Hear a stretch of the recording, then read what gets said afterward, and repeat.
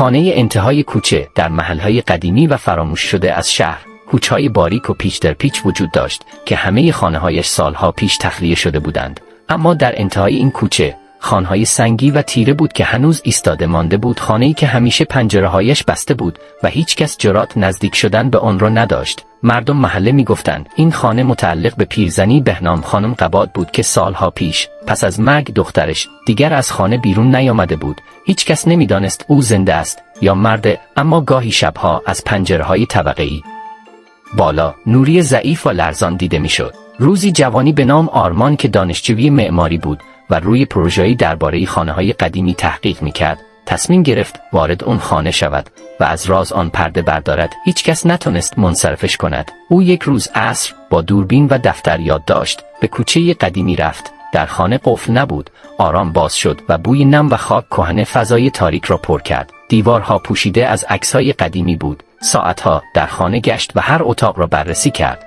اما چیزی که دید فراتر از انتظارش بود. در اتاقی کوچک و تاریک، عروسکی نشسته بود با لباس قرمز و موهایی بلند. روی دیوار پشت سر عروسک با خطی لرزان نوشته شده بود: برگرد، تو هم یکی از ما میشی. آرمان خواست بیرون برود، اما در بسته شده بود. هرچه تلاش کرد بیفایده بود. ناگهان صدای خندهای خفه و کشدار از طبقه بالا آمد. نور نازکی از زیر در اتاق بالا به بیرون نشت میکرد. آرمان با ترس پاهایش را به سمت پله ها کشید، در را باز کرد و آن شب هیچ کس دیگر او را ندید. فقط روز بعد مردی که برای دیدن خانه آمده بود روی دیوار نوشته‌ای با خط تازه دید: یکی دیگر به ما پیوست.